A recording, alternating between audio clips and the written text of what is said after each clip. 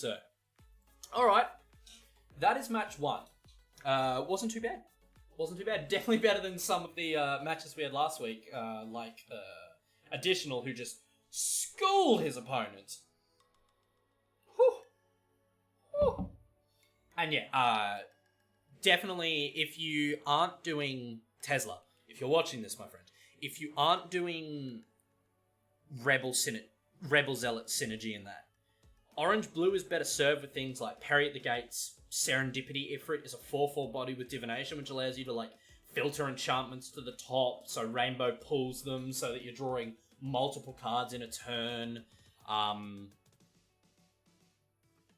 Gives you a ton of stuff, because you no longer have to have like Twin Fires and Xerxian Sympathizers in there, right?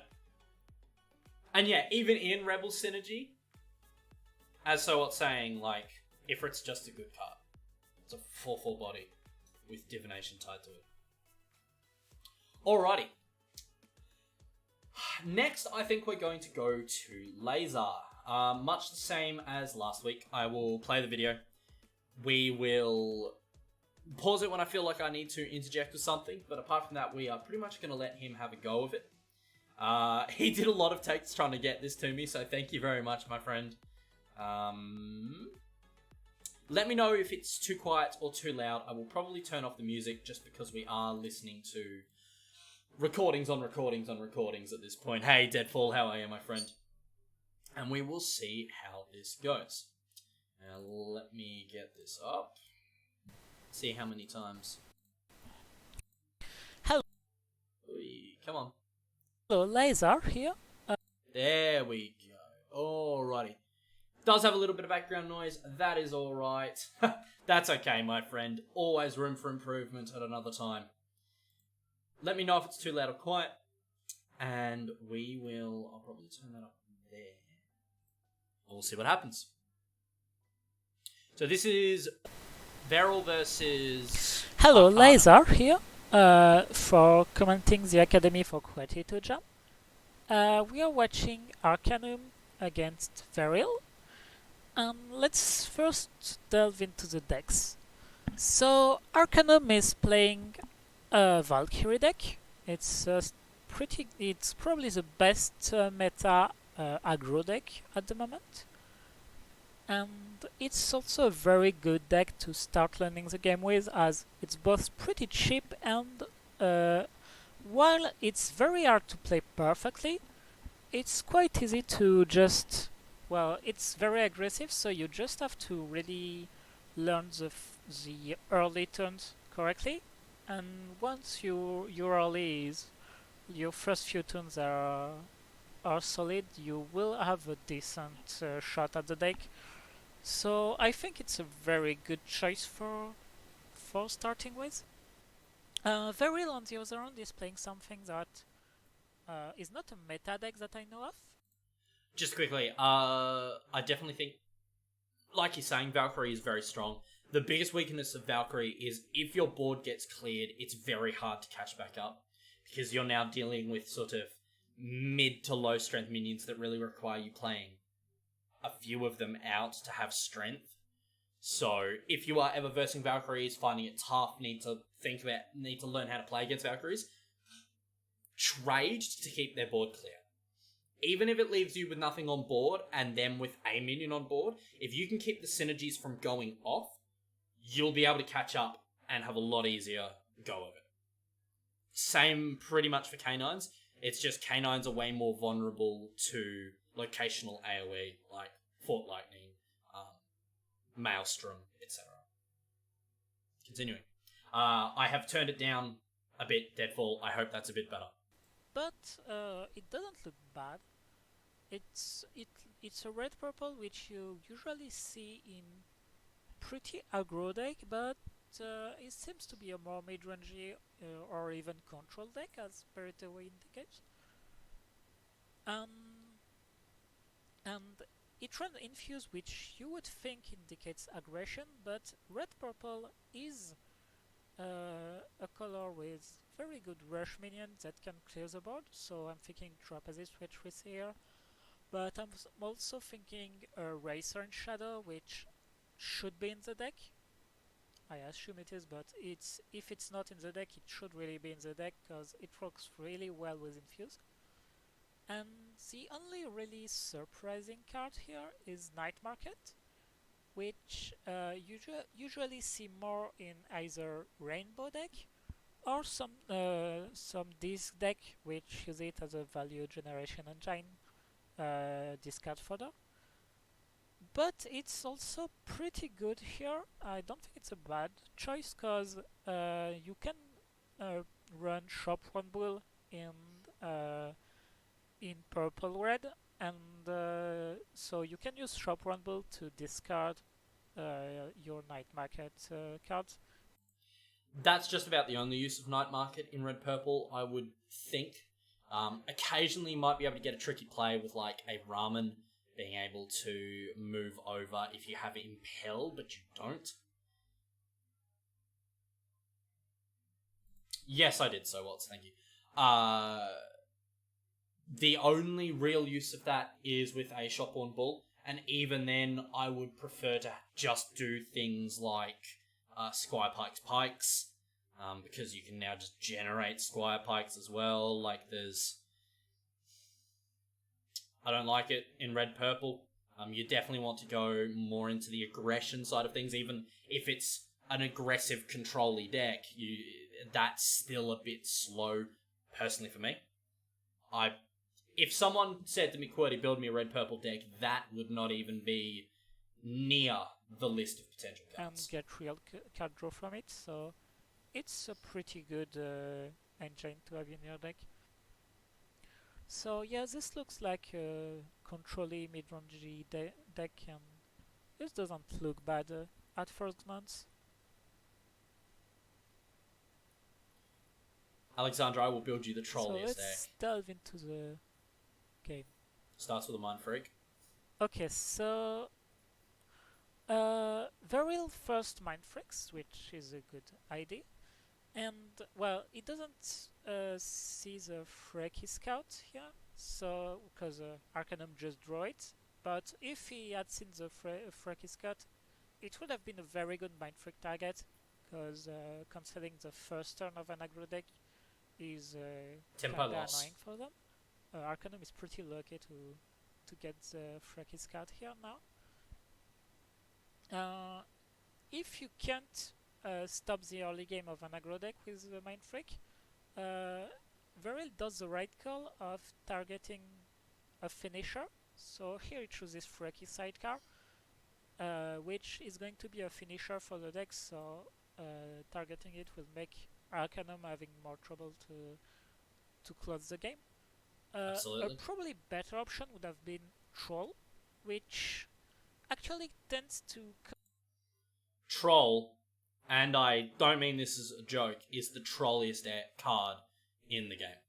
I have lost so many games to I can just teleport wherever I want. Bye. It's fucking amazing. It's really funny, because when I first played the game, people were sleeping on it, people didn't like it, and it's now just... It's so good. It's so good. It's not usable in something like K9, because everything has to be clumped together, but in something like this, where you can just scatter them to the four corner of the winds, and it doesn't matter, outside of Freaky Sidecar. It's amazing. It's amazing. Something else you can pair with it, which I'm fairly sure I see there, is a Foe Scrim. Just more free movement, which is fantastic. And it's all about exactly what I said earlier, in that this deck loses if you can clear its board. You can't clear its board if you can't fucking pin his board down, because he's got free movement and is zipping all over the place. Right? Yes, he might let you get in 10 damage in the early game, but when he's got 7/7 minions that he then teleports to the other side of the board and fucking got all Father Horns, it doesn't matter anymore. Right? Doesn't matter if you win on 1 health or 41 health. And you probably only played in mono blue too, still. Oh, yeah. It's only a mono blue thing, or it's a very heavy blue with a splash. It's really only super viable in mono blue, which Valks. Come out Because Valks is weakened by every splash you ever do to it. earlier than Freaky Sidecar, because Sidecar is usually played with something else. And since Vehril doesn't really have any solid early game here. He just has trap assist to clear the board a bit, and aside from that, he's very defenseless. So it's very possible that the board will fill out, and Troll is a finisher in like can really ignore blockers in turn 4 or 5, and so it's going. If you don't have defensive against Valkyrie, it's going to be a more dangerous card as an early finisher than Sidecar is. Finisher, preserver. Sidecar is going to be dangerous if you actually survive until then. So I would probably have Mind Freak the Troll, but Sidecar was a right idea. The problem is he did have two really good high synergy sort of finisher cards. Frecky and Troll, it just depends on which card you hate more, really. General idea. Troll is harder to deal with. Here, Arkanum plays Frecky Scat on lane 3, which is not ideal because when you play a Swift minion and you have Impel, you want to play it in the middle. The reason is that a normal minion will cover 3 lanes, which it can attack. A Swift minion can move and cover 5 lanes, and if you have Impel and you play right in the middle, you actually cover the entire board. So you really want to play your Swift minion in the middle lane, and because if you don't, you actually reduces your presence on the board, which is not ideal. Always. Swift in the middle, Lurker in the 2 sides, Defender there and there for Lurker minions. When I say Defender, I mean any minion that you are prepared to sacrifice to protect a Lurker minion, and these are basically just open slots for whatever the hell you want. So, yeah. Vehril here plays Trap Assist offensively, which, as we said, he is not playing a very aggressive deck, and Arkanum already has the advantage. He already has the board, so really you don't want to do that Trap Assist. You actually want to trade with it to reduce the pressure on you, because Valkyrie, you always want to play defensively with it, basically with all deck, because Valkyrie is faster than you. It's basically a general rule of Midgard. Valkyrie is faster than you, so you don't want to try to raise them. And here is going to try. Yeah, So Watts and Laezar and me, we're all saying the same thing. Yes, you 100% have to against this deck. You have to trade in and kill that. But Arkanum does blocks Trap Assist. You would actually want to play it away from the Trap Assist stuff to pressure Vehril more. Here, Vehril can just infuse and trade on the tough, which, since he doesn't have good plays at the moment, is even better for him, because Valkyrie probably doesn't want to trade till turn 3 or 4. Being given a good play to keep control of the game by Arkanum, so this stuff really should be on lane 1 and putting pressure on Vehril. Also, he moved Scott in an even worse position, because on lane 3 he did control 5 lane, and with the tough it controlled the entire board. And here on lane 2 he is actually only controlling 2 lane. Well, he can impel, but this costs mana, so without using mana he controls only 4 lane, and well, this still controls the entire board, but this does reduce the presence of the Frecky Scout on the board, which you, as I said, you don't want to reduce your presence on the board. So it's a great way of thinking of it. I always just think of it as you have more alleys of escape, but it is. Swift is you control 4 lanes. Swift Impel is you control 5 lanes, right? So yeah, absolutely. Well, no, it's 5 with Swift, and then it's all of them if you're in center with Swift and Impel. I mean, Think of it that way, if that's what helps you remember. Right? And yeah, Baba Yaga, Premier. 2/6 defender that can heal itself. Or 2/6 that can heal itself and turn itself defender with... And can just control every area of the game. It's fantastic. Oh no, my highly valuable minion is in danger. Let me just go near it and then defend. Bye. Really, it should have left it in lane 3 at this point, because the tough is already controlling the right side of the board. So or just moved it into the middle in prep. Lane 3 means you can you do control the world board without having to impel, which is pretty good. So here I'm assuming Vehril is going to infuse. Yeah. There is no really other play. Yeah, there's no other play there. You don't want a Night Market. Night Market's a dead card in his hand right now. So Arkanum it'll be the next turn. Tough and put Carnage. Yeah. So he does realize that he has more presence here. So he plays the Carnage and he's having a very good board presence here. Now at this point in the game, it's pretty dangerous to deal with.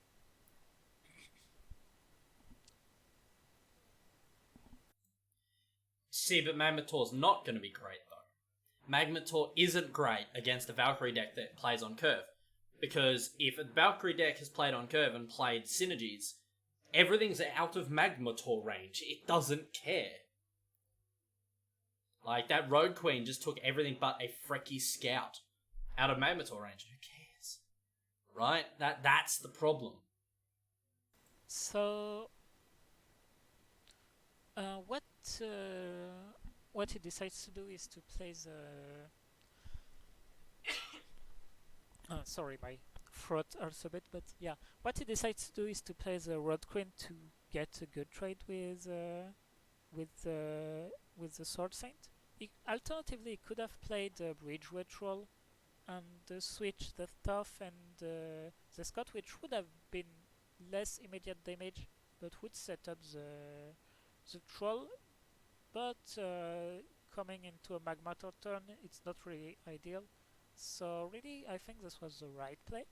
This was actually a pretty good play. And did I win? I think either could have been fine.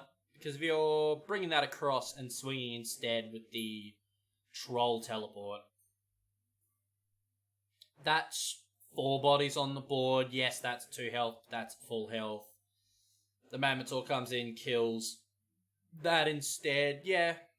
But then you've got a Troll to make up for it. It's not too bad. Either way. Else? No, I think I wanted to say something earlier, but I lost it. It's okay. So yeah, if he did what I suggested, it would have been just Magmator on his Troll, which is not ideal. See, Valkyries just don't care about damage. So yeah, you can do as much as you want. Troll. Alternatively, you could actually just Magnus and clear the Magmator and still put the same amount of pressure while keeping Troll. But this does set up Troll, and as you can see, it also plays around Gigantomachia, so this is a pretty solid option to just play Troll here. And this setup's lethal for the next turn.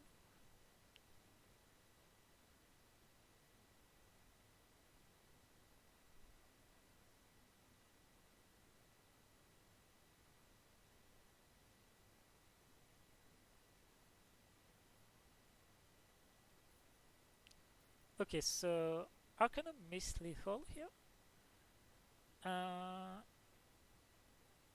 He could have just used his Troll ability and switch, after attacking with the Troll, switch with the Road Queen and just deal 6 more damage.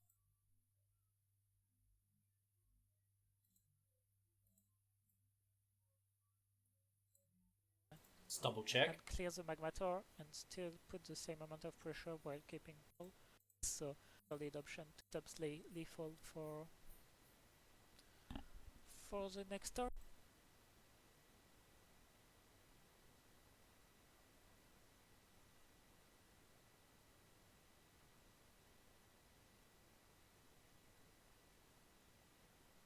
Yeah, 100%.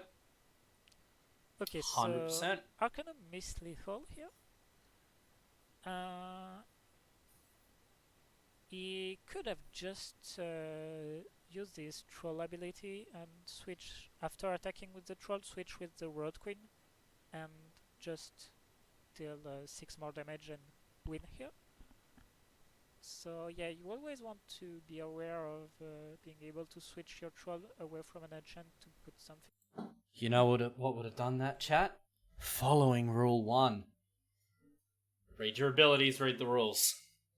Something else on the enchant. Love having a reinforced by champion player.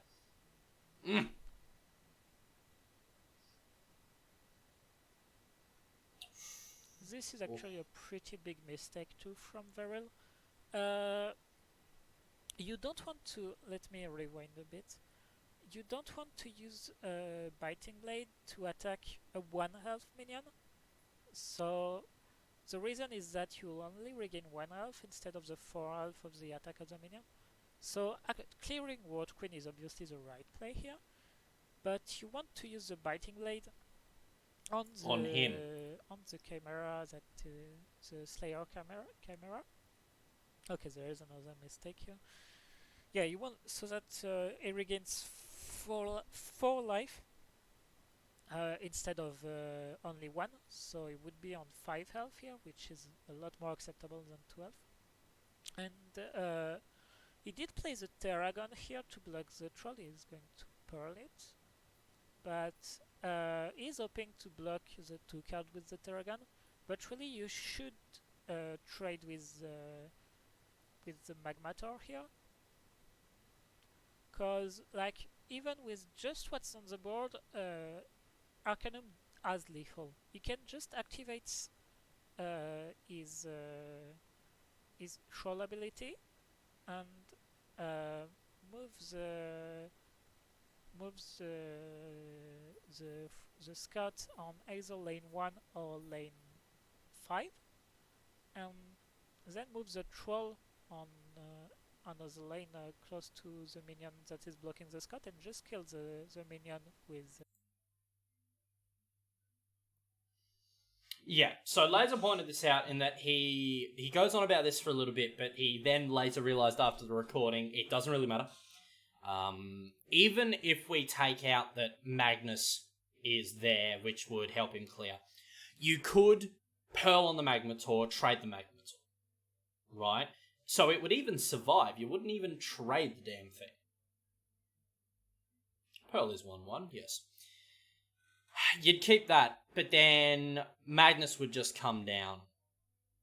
Or Frecky comes out, because he knows Frecky's there. Frecky is enough to take care of that. So there is nothing at this point. Arkanum has the win. There is nothing in hand that would have helped here, including trading this Magmator in that Laezar's talking about. With the Scott, and then hit for 2 with Scott, and he has lethal. So yeah, and Speedway would do it as well, overrun. Without seeing what's in his opponent's hand, he's literally got 3 different ways of ending this, and Vehril literally can see one of them. He knows the opponent has lethal. He actually knows that the opponent has a sidecar, so another lethal route is to just kill, trade the troll into the Terragon, leaving it at 1 health, and then just trade sidecar into it, killing it, and then you can hit for free. So yeah, you don't want to not trade when you know your opponent has lethal, but even not seeing the lethal routes, lethal routes, not lethal routes. Is he inside? Yeah, even not seeing the lethal, you don't want to just assume your opponent has nothing when you are on 2 health. That's a bit... trade on your terms! He should just have made sure his opponent was forced to trade with Troll and keep the Terragon. If it's not there, he can't combat trick it. So, yeah, he's going to probably die next turn. So yeah, the opponent plays Magnus here and trade him. Yeah. So here was the game. As you see also, if he actually did what I suggested earlier, attacked with the 4, uh, regen 4 health with Biting Blade, he would actually not have died here from the scat, so that's another reason why it was important. So yeah, that was the game. It was a pretty interesting game. It showed a lot of basics of positioning, so I hope it was interesting and the commentary was on point. Also, I didn't talk about it, but yeah, there's the shop rollband that I was talking about earlier. So the deck looks good. It's really about positioning and defending against the pressure of a Valk deck that is going to improve play. So it's a lot of not knowing the matchup, I think, and that's usually very important to know when you have to play defensively and when you can afford to be offensive and race your opponent. But yeah, anyway, I'm leaving it to credit to Jam. Thanks for having me on the Academy, and have a nice day. And there we go. I just want to say thank you to Laezar for coming along and commentating that for us. That was fantastically done, my good sir. It's awesome to see my rules for newer players get reinforced by like champion players in their own words, but fantastic. It means I'm not completely losing my mind. Look, with that game, apart from the misplays that we've talked about, the missing of lethal, etc. Additionally, Vehril's deck didn't quite draw as well as it needed to against something like a Valkyrie. That was an extremely meta Valkyrie list. Like that, I would say that's probably not missing many cards outside of Mythics. And it was played reasonably well. The thing I'm glad we've had this opportunity to talk about Valkyrie is how to play it and how to play against it. Hey, Arkanum, you literally just missed your match. You literally just missed your game. It literally just ended. Damn you, sir. Damn you. So I was just going on to say, I'm glad you were playing Valkyries so we've had a chance to talk about it. As Valkyries, you don't care about damage. Oh no, I've taken 10 damage to face. You do not care. Do not put things opposite Daring Trapezists to trade. Don't do any of that crap. It's all about getting bodies on the board with those synergistic abilities. Because then, once you've got 4 6/6s on the board, you don't care about Magmators anymore. You don't care about a fucking Trapezist. Because you now just have huge bodies on the board and then you troll them and your opponent is dead. Right? Whereas, it doesn't matter if you are playing the rushiest of rush red decks, you have to play the defensive. You are now a control deck, and your minions are control cards. Enjoy. Against Valkyries. Because if you can keep their synergies from working together, if you can make it so that only one Valk is on the board at a time, you have won the game. Valkyries don't come back from that shit. Right? It's why, especially with Valkyries, playing around Misanthropia the second you see yellow is super goddamn important. Because if you get all your boys ready, if you're looking at Allfather's Horn or Troll or something, you're like, awesome, ready to end the game, and then your entire board is wiped by Misanthropia, you're fucked. There is no coming back from that unless you are very lucky or your opponent is out of cards. Alright? So it's good we've had this chance to talk about it. Very happy that was one of the matches that was submitted. Alright, fantastic. And again, thank you to Laezar. I love that we have some champion and like partners in the community coming on board to help out with this. I'm really hoping we get some more. There's only really 2 at the moment that have stepped forward. So if you really like any of the content producers for Mythgard, reach out. Say, hey man, I'd love to see you on the Academy sometime. That would be a huge help.